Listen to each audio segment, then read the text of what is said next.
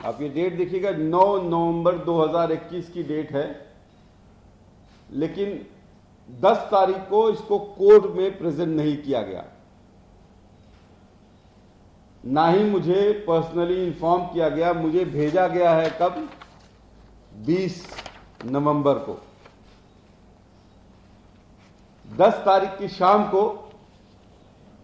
Principal secretary medical education एक media को release कर देते हैं कि डॉक्टर कफील को टर्मिनेट कर दिया गया है, उनको नौकरी से निकाल दिया गया है। पूरी कहानी तो आपको शायद पता होगा किस तरह से 10 अगस्त 2017 को बीआरडी मेडिकल कॉलेज, जो 950 बेड का हॉस्पिटल है, 950 बेडेड हॉस्पिटल, जिसमें उस वक्त 1500 पेशेंट एडमिट थे, और वो ना सिर्फ गोरखपुर को, पूर्व पूर्वांचल को, हाफ ऑफ द बिहार को, छपरा, सिवान, गोपालगंज और हाफ ऑफ द नेपाल को कैटर करता है। 2 करोड़ पॉपुलेशन को कैटर करने वाला इकलौता medical college BRD medical college है। 10 अगस्त 2017 को 7:30 बजे लिक्विड ऑक्सीजन खत्म हो गई थी, और 13 अगस्त 2:15 पे लिक्विड ऑक्सीजन की सप्लाई स्टार्ट हुई थी।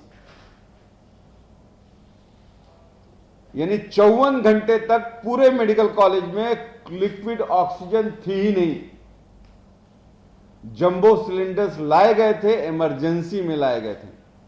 सरकार ये मानती है कि 500 सिलेंडर उन 54 घंटों में लाए गए थे, लेकिन कौन लाया था उसका नाम बताने से डरती है।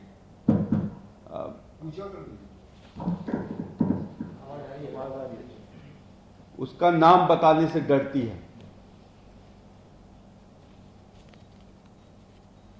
22 अगस्त 2017 को मुझे सस्पेंड किया जाता है, और 23 अगस्त 2017 को एक एफआईआर लिखी जाती है डीजीएमई डॉक्टर के गुप्ता के द्वारा, जिसमें 9 लोगों को आरोपी बनाया जाता है, यह कहते हुए कि इन्होंने मेडिकल निग्लिजेंस किया है, चिकित्सीय लापरवाही की है, करप्शन किया है, भ्रष्टाचार किया है, और जेल भेज दी जाती है।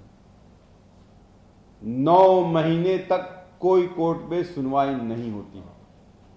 आपको शायद याद होगा, जो मेरे प्रकरण से वाकिफ है, कि 10 पन्नों का जब मैंने लेटर 18 अप्रैल 2017 को लिखा था, और 18 अप्रैल 2018 को लिखा था, और 25 अप्रैल 2018 को बेल देते वक्त ऑनरेबल यशवंत वर्मा, जस्टिस ने इलाहाबाद हाई कोर्ट ने क्लियरली कहा कि डॉक्टर कफील ने कोई मेडिकल निग्लिजेंस नहीं किया है, डॉक्टर कफील ने कोई करप्शन नहीं किया है, not even a single evidence produced by Uttar Pradesh government, और डॉक्टर कफील का ऑक्सीजन के टेंडर से लेना देना कुछ नहीं था। मैं बाहर आता हूं, मैं प्रिंसिपल सेक्रेटरी उस वक्त रजनीश दुबे थे, उनसे मिलता हूं, अपने डीजीएमई से मिलता हूं, कोशिश करता हूं कि मेरी नौकरी बहाल कर दी जाए। नहीं होती है तो मैं हाई कोर्ट जाता हूं। हाई कोर्ट ऑन 7 मार्च 2019 को यूपी गवर्नमेंट को कहता है कि 90 डेज के अंदर इंक्वायरी खत्म करो, और 18 अप्रैल को सबमिट हुई थी। 18 अप्रैल 2019 को हिमांशु कुमार प्रिंसिपल सेक्रेटरी ने इंक्वायरी रिपोर्ट दी, जिसमें उन्होंने कहा कि डॉक्टर कफील सबसे जूनियर डॉक्टर थे। डॉक्टर कफील ने 54 घंटे में 500 सिलेंडर अरेंज किए। डॉक्टर कफील उस दिन छुट्टी पे रहने के बावजूद हर निर्दोष जान बचाने की कोशिश की। डॉक्टर कफील पे कोई करप्शन और मेडिकल निग्लिजेंस के सबूत नहीं मिलते हैं। हाँ, उन्होंने मुझे 2 आरोपों में आरोपी बनाया, जो कि 2 आरोप ये थे कि मैं प्राइवेट प्रैक्टिस करता हूं, लेकिन उन्होंने साफ कहा कि 8 अगस्त 2016 से पहले प्राइवेट प्रैक्टिस करते थे, 8 अगस्त 2016 के बाद नहीं। सरकार को ये रिपोर्ट पब्लिश करने में 6 महीने लगे। मुझे तो लगता है क्योंकि उस वक्त लोकसभा चुनाव थे तो इसलिए रोक लिया गया था। बहरहाल ये रिपोर्ट पब्लिक में आई अक्टूबर 2019 में और सरकार ने रिपोर्ट पब्लिक होते ही हिमांशु कुमार जो प्रिंसिपल सेक्रेटरी जिन्होंने रिपोर्ट दी थी वो स्टडी लीव पे चले गए। और आपको जान के हैरानी होगी कि उनकी वापसी कब हुई है, 13 नवंबर 2021 को, 2 साल बाद, मेरे टर्मिनेशन के बाद। तो एक अधिकारी जो अनबायस्ड होके रिपोर्ट देता है वो स्टडी लीव पे भेज दिया जाता है, 2 साल बाद उसका वापस आता है मेरे टर्मिनेशन के बाद। बहरहाल मैं फिर सुप्रीम कोर्ट जाता हूं और सुप्रीम कोर्ट 10 मई 2019 को कहता है कि सस्पेंशन 90 दिनों से ज्यादा नहीं हो सकता और इनका पेमेंट किया जाए, इनको हाफ सैलरी दी जाए। सरकार टाल मटोल करती रहती है और कहती है कि हम पहली रिपोर्ट को नहीं मानेंगे। उन्होंने दूसरी रिपोर्ट, दूसरी इंक्वायरी कमेटी बनाई जिसमें प्रिंसिपल सेक्रेटरी अनुराग श्रीवास्तव इंक्वायरी ऑफिसर बने। इस बीच मुझ पे एनएसए लगा दिया जाता है ये कहते हुए कि मैंने भड़काऊ भाषण सीएए एनआरसी के खिलाफ दिया है अलीगढ़ मुस्लिम यूनिवर्सिटी में। हालांकि उसको भी हाई कोर्ट और सुप्रीम कोर्ट ने ये कहते हुए कि the speech was about integrity and unity of India, DM has not applied his mind करके not only question by NSA as well as 3 extension, 3 महीने का एक्सटेंशन दिया था। मैं फिर जब जेल से बाहर आता हूं तो हाई कोर्ट में अप्रोच करता हूं कि भाई 4 साल हो गए हैं, मुझको मेरी नौकरी वापस दी जाए। आपको यह भी बता दूं, जैसे ही उत्तर प्रदेश सरकार मुझ पर एनएसए लगा के मुझे मथुरा जेल में बंद करती है, यह भी एक कोइंसिडेंट है। जैसे मैंने हिमांशु कुमार वाला कोइंसिडेंट बताया, यह भी कोइंसिडेंट है कि फरवरी में मुझे जेल भेजा जाता है और फरवरी में ही 8 में से 7 को अक्यूज थे, जिसमें डॉक्टर राजीव मिश्रा जो प्रिंसिपल थे उस वक्त के, डॉक्टर सतीश कुमार जो ऑक्सीजन के इंचार्ज थे और अकाउंटेंट, सबकी बहाली हो जाती है मेरी को छोड़ के। एनीवे, हाई कोर्ट ने 6 अगस्त 2021 को सेकेंड इंक्वायरी को उत्तर प्रदेश सरकार ने खुद वापस ले लिया और 9 सितंबर 2021 को मेरे पर जो सेकेंड सस्पेंशन की लगाया गया था, ये कहते हुए कि मैं सरकारी नौकरी में रहते हुए सरकार को क्रिटिसाइज करता हूं, उसको भी स्टे लगा दिया। अब इनके पास क्या चारा रह जाता? तो अब इन्होंने बिना मुझे चांस दिए हुए, क्रॉस एग्जामिनेशन का चांस नहीं दिया और आलोक कुमार जो प्रिंसिपल सेक्रेटरी हैं, उन्होंने ये एक अपने से इंक्वायरी बनाई जो पुराने दस्तावेज थे उसके हिसाब से इन्होंने मुझे जो 4 आरोप लगे थे उसमें से 3 आरोप को मुझे मुजरिम बना दिया है। 4 आरोप कौन कौन से हैं आपको बता दूं। पहला आरोप यह है कि मैं प्राइवेट प्रैक्टिस करता था, जिसपे खुद अपनी इस रिपोर्ट में भी ये मान रहे हैं कि 8 अगस्त 2016 के बाद डॉक्टर कफील के ऊपर प्राइवेट प्रैक्टिस करने का कोई सबूत नहीं है। मैंने medical college, Gorakhpur medical college 8 अगस्त 2016 को ज्वाइन किया था। तो मैं 8 अगस्त 2016 से पहले क्या करता था, इससे किसको क्या मतलब होना चाहिए? मैं उनका एम्प्लॉय नहीं था। बहरहाल इन्होंने ये लिखते हुए भी ये माना है कि ये प्राइवेट प्रैक्टिस करते थे और अतः जांच अधिकारी द्वारा आरोप संख्या 1 में इनको आरोपी बनाया जाता है।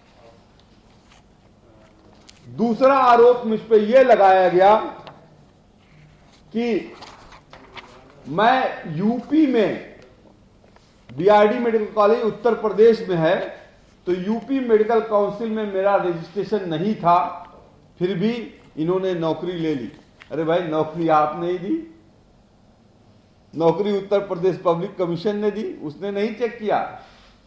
बहरहाल मैंने उनको पढ़ाया और उन्होंने लिखा भी है, every person whose name if for the time being borne on the Indian medical register shall be entitled according to his qualification to practice as a medical practitioner in any part of India।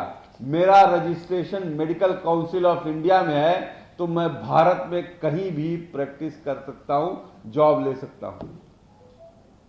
ये कह भी रहे हैं, लेकिन फिर भी कह रहे हैं कि आरोप संख्या 2 भी आरोपी पे सिद्ध होती है, क्योंकि उसका उत्तर प्रदेश मेडिकल काउंसिल में रजिस्ट्रेशन नहीं था। तीसरा आरोप, जो कि बहुत गंभीर आरोप है, तीसरा आरोप बहुत समझने की बात है, क्योंकि इस पे मुझे क्लीन चिट मिली है, इसलिए मैं आपको वो आरोप पढ़ाना चाहूंगा। बीआरडी मेडिकल कॉलेज गोरखपुर के बाल रोग विभाग में बच्चों की आकस्मिक मृत्यु की घटना के समय आप मौजूद थे। आपके द्वारा पत्राचार में प्रधानाचार्य और अन्य अधिकारियों को कोई सूचना नहीं दी गई।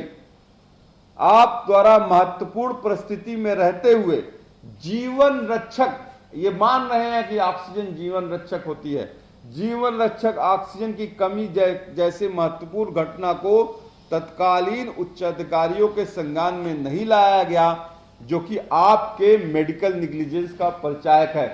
नोट करिएगा, आरोप संख्या 3 जो है मेडिकल निग्लिजेंस को कहती है कि आपने आपकी चिकित्सा लापरवाही की वजह से बच्चे मर गए। मेरे पर 308 का मुकदमा आज भी गोरखपुर लोअर कोर्ट में चल रहा है कि मैंने गला दबा दबा के बच्चों को 63 बच्चों को मार दिया है। बहरहाल आगे लिखते हैं, आपके प्रश्नगत आप कृत्य से स्पष्ट है कि आपके तत्कालीन प्रधानाचार्य से उत्कोच हेतु दूर संधि थी, यानी कि आपका और प्रिंसिपल का साठगांठ था, पैसे का लेन देन होता था, जिसके कारण आपके प्रश्नगत कदाचार शासकीय नियमों का उल्लंघन करता है, जिसे हेतु आप पूर्ण रूप से दोषी है। यह आरोप लगाया है, तीसरा आरोप है। अब तीसरे आरोप के बारे में ये खुद क्या कहते हैं, आप पढ़िएगा। ये Alok Kumar, principal secretary medical education की अभी की 9 नवंबर 2021 की रिपोर्ट है। पुरानी रिपोर्ट जो 7-8 इंक्वायरी हो चुकी है उसकी बात नहीं करूंगा।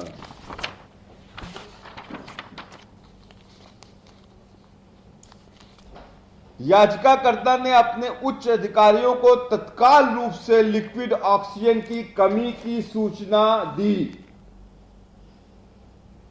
कॉलेज में लिक्विड ऑक्सीजन के रखरखाव, टेंडर, भुगतान, ऑर्डर, सप्लाई और प्रबंधक से याचिकाकर्ता का कोई मतलब नहीं था। हर निर्दोष जान बचाने के लिए अपने स्तर पर वार्ड का प्रबंध और जंबू सिलेंडर की व्यवस्था की, जो कि लिक्विड ऑक्सीजन की अचानक सप्लाई रुकने के कारण हुई थी। याचिकाकर्ता की ईमानदार कोशिश के कारण 11 और 12 को 2 दिनों के भीतर अलग अलग कंपनियों से 500 जंबो सिलेंडर की व्यवस्था की। जी, इसके अलावा ये लिखते हैं,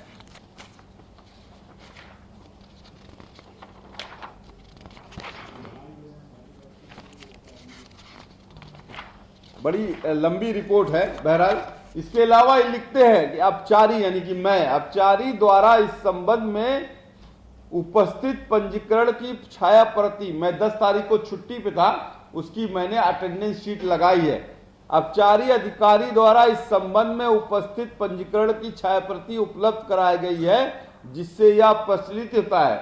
that means he was taken casual leave on 10 अगस्त 2021 को। 10 तारीख को मैं छुट्टी पे था, तो क्या मुझे ऊपर से हवा आता कि मुझे पता चलता कि मतलब मैसेज आता कि ऑक्सीजन आज खत्म हो जाएगी। मुझे तो रात में 12:30 बजे व्हाट्सएप पे मैसेज आया था कि ऑक्सीजन खत्म हो गई है, बच्चे मर रहे हैं। आगे लिखते हैं, अपचारी द्वारा उच्च अधिकारियों को सूचित किए जाने के संबंध में वोडाफोन नंबर इतना इतना द्वारा डॉक्टर महिमा मित्तल, डॉक्टर सतीश कुमार, डॉक्टर राम कुमार जायसवाल को सूचित किए जाने का उल्लेख अभ्यावेदन में दिया गया है। उक्त नंबर पर वार्ता दिए जाने के संबंध में बिल की प्राप्ति भी उपलब्ध कराई गई है। बिल में उक्त नंबर प्रदर्शित हो रहे हैं। इससे यह पता चलता है कि अपचारी यानी कि डॉक्टर कफील दिनांक 11 को रात के 1 बजे से ही उच्च अधिकारियों के संपर्क में थे। फिर कहते हैं कि न्यायालय ने कहा है कि having considered the submission advance the court notes that there is no material on record which may establish medical negligence against Dr. Kafil Khan. He was also not stated to be a part of the tendering process that resulted of the entity which was charged with the supply of medical liquid oxygen. तो आखिर में ये लिखते हैं भाई, अब ये इन्होंने अच्छे अधिकारी हैं तो हो सकता हो शायद जो है कुछ लीवे दिया हो। लिखते हैं कि सबसे ये पता चलता है अतः वर्णित स्थिति में आरोप संख्या 3, मैंने आपको बताया आरोप संख्या 3 कौन सा था, मेडिकल निग्लिजेंस ऑफ करप्शन का।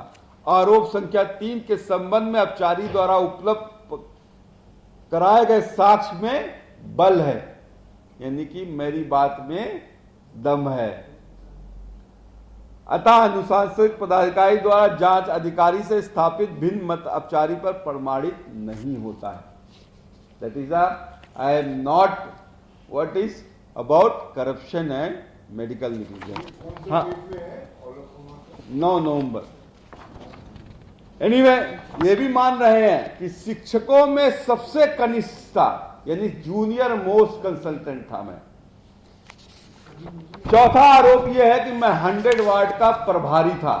100 वार्ड जो इंकेफेलाइटिस वार्ड है उसका मैं प्रभारी था, और उस पर यह कहते हैं कि उनको कुछ लेटर मिले हैं जिसपे मैंने साइन किया हुआ है एज अ 100 वार्ड प्रभारी। मुझे अपॉइंटमेंट लेटर नहीं दिखाते हैं, जिसे मुझे अगर 100 वार्ड का अपॉइंटमेंट किया गया है तो मेरा एक अपॉइंटमेंट लेटर होगा ना, वो नहीं दिखाते हैं। कहते हैं आपने कुछ लेटर में साइन किया हुआ है एज अ 100 वार्ड, इसीलिए आप 100 वार्ड के प्रभारी हैं, इसलिए आरोप संख्या 4 आप पे सिद्ध होता है। और फाइनली ये लिखते हैं कि अपचारी अधिकारी के विरुद्ध आरोप संख्या 1, 2, 4 पूर्ण रूप से प्रमाणित किया जाता है। आरोप संख्या 3 जो मेडिकल नेग्लिजेंस और करप्शन का है वो अप्रमाणित पाया जाता है।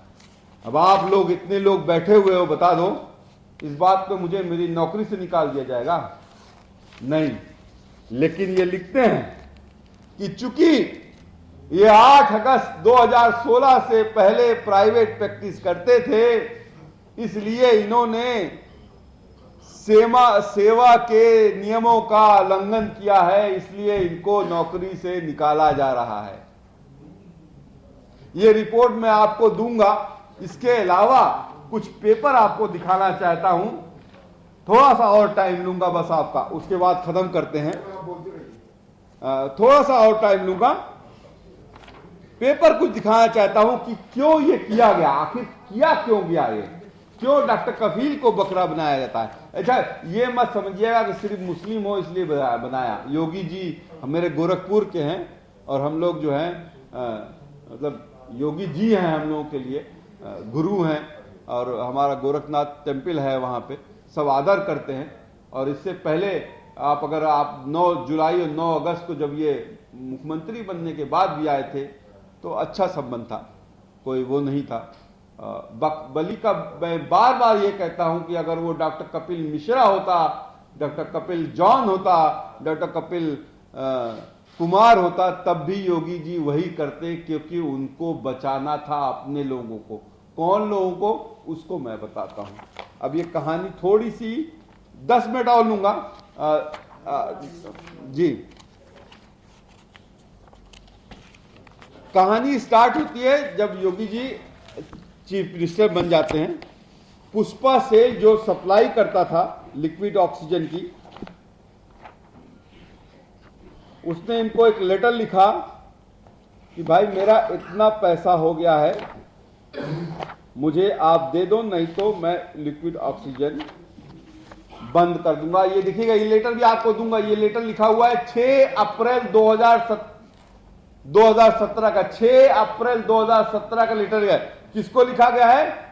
मुख्यमंत्री उत्तर प्रदेश सरकार और स्वास्थ्य मंत्री उत्तर प्रदेश सरकार, माननीय आशुतोष टंडन जी थे उस वक्त, और मुख्यमंत्री योगी आदित्यनाथ जी। क्या लिखा है पुष्पा सेल ने? पैसा दे दो, मेरा बहुत बकाया हो गया है। कहते हैं इन्वेस्टिगेशन ऑफिसर ने अपने जांच में लिखा है, जिसको पुष्पा सेल के स्टेटमेंट है, उसमें लिखा है कि 10% कमीशन मांगा जा रहा था 68 लाख का ड्यू पे करने के लिए, उसने नहीं दिया क्योंकि कहता था उतनी कमाई नहीं होती थी, तो कहां से देता। 14 लेटर हैं, आप पूरा लेटर आपको दे दूंगा, पूरा पढ़ सकते हो ये, पर मेन लेटर आपको दिखाता हूं। दूसरा ये सबसे इंपॉर्टेंट लेटर है, ये देखिए लेटर लिखा हुआ है 9 अगस्त 2017 को, 24 घंटे पहले जब यह घटना हुई थी, जिस दिन, अब किसको दिया गया है? स्वास्थ्य मंत्री को, आशुतोष टंडन जी को पर्सनली हैंड ओवर किया गया है, हाथ में दिया गया है। और 9 अगस्त 2017 को उसी दिन दोपहर में मुख्यमंत्री जी आशुतोष टंडन जी के साथ जाते हैं, मेडिकल कॉलेज का दौरा करते हैं। अब क्या लिखा है? 68 लाख रुपया दे दो, नहीं तो 24 घंटे सिर्फ ऑक्सीजन चलेगी। सेंट्रल पाइपलाइन ऑक्सीजन 24 घंटे में खत्म होने वाली है। तो कहते हैं योगी जी हमको पता ही नहीं था, और कहते हैं आशुतोष टंडन हम की पता ही नहीं था, और जो हेल्थ एजुकेशन मिनिस्टर है वो कहते हैं अगस्त में तो मौतें होती रहती हैं। 2015 में 16.5 बच्चे मरे थे, 2016 में 18.5 बच्चे मरे हैं, 2017 में 20.5 बच्चे मर गए। 0.5 बच्चे, 0.5 होते हैं। आप में कितनों के बच्चे होंगे ना, मैंने अपने सामने दम तोड़ते हुए देखा है, तो मैं भूल नहीं सकता हूं। उन 54 घंटों में 400 बच्चे थे, और मेरे सामने बहुत से बच्चों ने दम तोड़ा। हम ऑक्सीजन सिलेंडर लाते थे, खत्म हो जाता था, अब बच्चे मरते रहते थे। तो ये कहानी है, मेन कहानी है इन लोगों को बचाने की। दूसरा, इस लेटर पे भी ध्यान दीजिएगा, जो कि 12 अगस्त को लिखा गया है, जिसमें लिखा है पुष्पा सेल ने कि हां हमको पैसा मिल गया। कब मिल गया? जब बच्चे मर गए, जब आपने हंगामा किया, आप मीडिया ने हंगामा किया, नहीं तो वो सुनते नहीं। दूसरे ये दिखाना चाहूंगा, जो ये कह रहे हैं, जो चौथा आरोप कहते हैं कि मैं 100 वाट का प्रभारी था, 100 वाट का प्रभारी था, मैं जो है, बहरहाल उस वक्त की बात तो बता दूं तो मुझे वाइस प्रिंसिपल भी बना दिया गया था, मुझे सुपरिटेंडेंट भी बना दिया गया था, मुझे हेड ऑफ द डिपार्टमेंट भी बना दिया गया था। तो ये हमने आरटीआई फाइल की थी, हालांकि उसको डाइल्यूट कर चुके हैं लोग।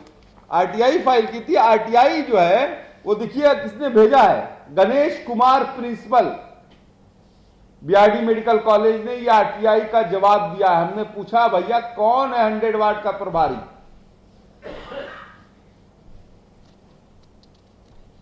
इस आरटीआई को ये कहते हैं ये फर्जी है, गलत तरीके से निकल गई। अगर फर्जी है, गलत तरीके से निकल गई, तो तुम सूचना आयोग के कमिश्नर को जेल के लिए भेज दे रहे भाई। क्या लिखा है इसमें? दिनांक 11 द्वारा डॉक्टर भूपेंद्र शर्मा सह 4 बाल रोग विभाग को एईएस का 100 वाट का प्रभारी अधिकारी बनाया जाता है। किसको बनाया जाता है? भूपेंद्र शर्मा को। जिस लिपिक ने साइन किया है ना, उसको सस्पेंड कर दिया गया है, लेकिन गणेश कुमार को सस्पेंड नहीं किया गया है। क्यों?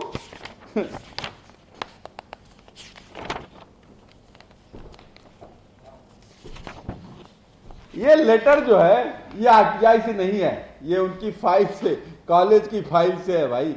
ये प्रिंसिपल का साइन है और डेट है 11/5/2016 की, जिसमें लिखा गया है डॉक्टर भूपेंद्र शर्मा सहचार बाल रोग को एईएस का 100 वार्ड का प्रभारी अधिकारी बनाया जाता है। अगर आप विभागाध्यक्ष बाल रोग से समन्वय स्थापित करते हुए 100 वार्ड और एईएस से संबंधित सूचना विभागाध्यक्ष को देते रहेंगे। और किसको कॉपी भेजी गई है? एचओडी पीडियाट्रिक्स को, सीएमएस नेहरू हॉस्पिटल को और डॉक्टर भूपेंद्र शर्मा को भी।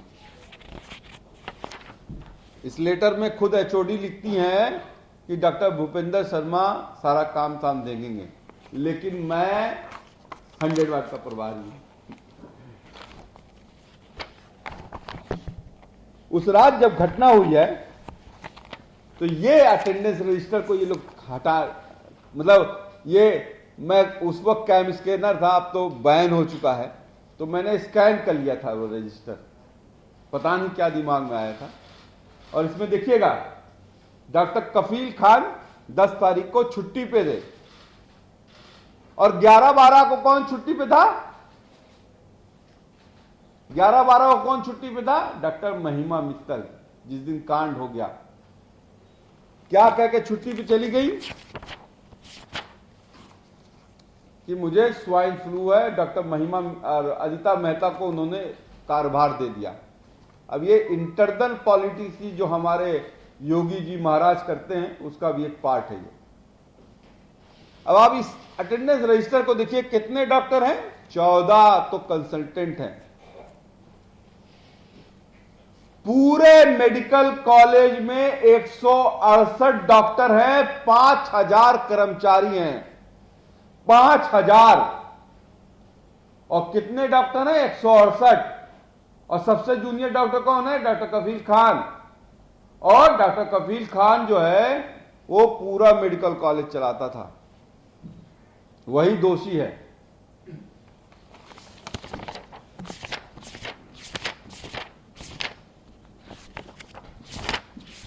लेटर बहुत ढेर सारे हैं। ये चार्ट है जिसमें बच्चे मरे हैं। कभी सोचिएगा, आपके अपने ही बच्चे होते, कहते हैं कि मां के जिस्म का हिस्सा होता है, जिसे उंगली काट दो ना वैसे दर्द होता है।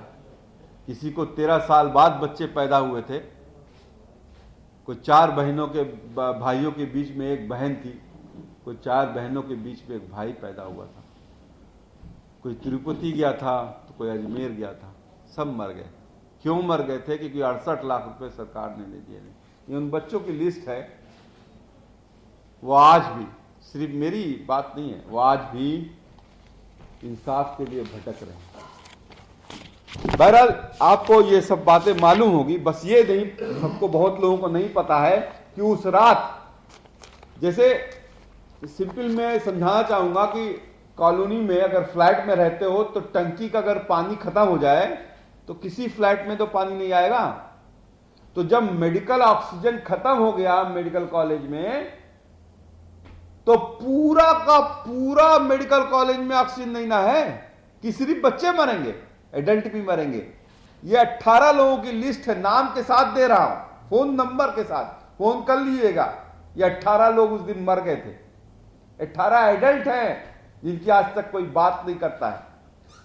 बात सिर्फ करता है पीडियाट्रिक की बात की, क्योंकि रात में देखा था मुझे सिलेंडर लाते वक्त मीडिया ने भी उसी को बताया, पीडियाट्रिक वार्ड, बच्चे मर रहे, बच्चे मर रहे।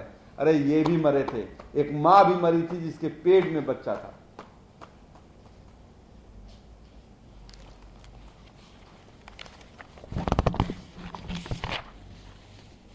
ये साथ में आपको मिलेगा जो मैंने अपने पैसे से सिलेंडर खरीदे थे। ये आरटीआई है जिसमें कहा गया है कि मैंने सिलेंडर लाया था। और ये एसएसपी का बयान है। सीमा सुरक्षा बल जो मेडिकल कॉलेज के पास है, उन्होंने अपना ट्रक दिया था, सिलेंडर दिए थे, 11 जवान दिए थे। उनका बयान है कि हाँ उस दिन डॉक्टर कफील आए थे, उस दिन बच्चे मरे थे और उस दिन हमने मदद की थी। ओपी साहू जो है जिन्होंने ये बयान दिया था, बेचारे वो वहां पे नहीं है। मैं मिलने गया था जेल से छूटने के बाद, कहीं और पोस्ट हो गया हूँ। ये भी कोइंसिडेंस। ये आपको ये दे रहा हूं जो कि सीएमएस के द्वारा DGME director general of medical education के द्वारा ये लिखा हुआ लेटर है, जिसमें कहते हैं कि 10 तारीख को 7:30 बजे ऑक्सीजन खत्म हो गई। और कब आई है? 13 तारीख को 2:15 पे। और कितने इन 2 दिनों में सिलेंडर इकट्ठा हुए? 225 सिलेंडर 11 तारीख को और 12 तारीख को 250 सिलेंडर, यानी करीब करीब 500 सिलेंडर। कौन लेके आया? नहीं बताएंगे, वो मैं नहीं बता पाऊंगा, हैं? वो कहते हैं वो हम नहीं बताएंगे। उत्तर प्रदेश सरकार एक संविधान के अंदर में काम करती है। हमारे मुख्यमंत्री भी संविधान की शपथ लेते हैं, जो चाहे वो चीफ सेक्रेटरी हो, चाहे वो प्रिंसिपल सेक्रेटरी हो, वो संविधान की सकल शपथ लेता है। और ये देश जो है वो संविधान के बल पे ही चलता है। और ये हाई कोर्ट जब कहता है, ये हाई कोर्ट का ऑर्डर जब ये कहता है कि डॉक्टर कफील के खिलाफ कोई मेडिकल निग्लिजेंस के कोई सबूत नहीं है, not even a single evidence Uttar Pradesh government could produce, जब ये कहता है कि कोई करप्शन नहीं किया, यह हाई कोर्ट के ऑर्डर की बात कर रहा हूं, और जब ये कहता है कि मेरा ऑक्सीजन से कोई लेना देना नहीं था, तो फिर भी निकाल दिया जाता है। तो ये अपने आप को संविधान से भी ऊपर समझते हैं। मैंने अलीगढ़ में जब ये कह दिया था कि जिनकी जन्म 1925 से हुआ है वो हमारे संविधान में विश्वास ही नहीं रखते हैं, तो उनको बुरा लग जाता।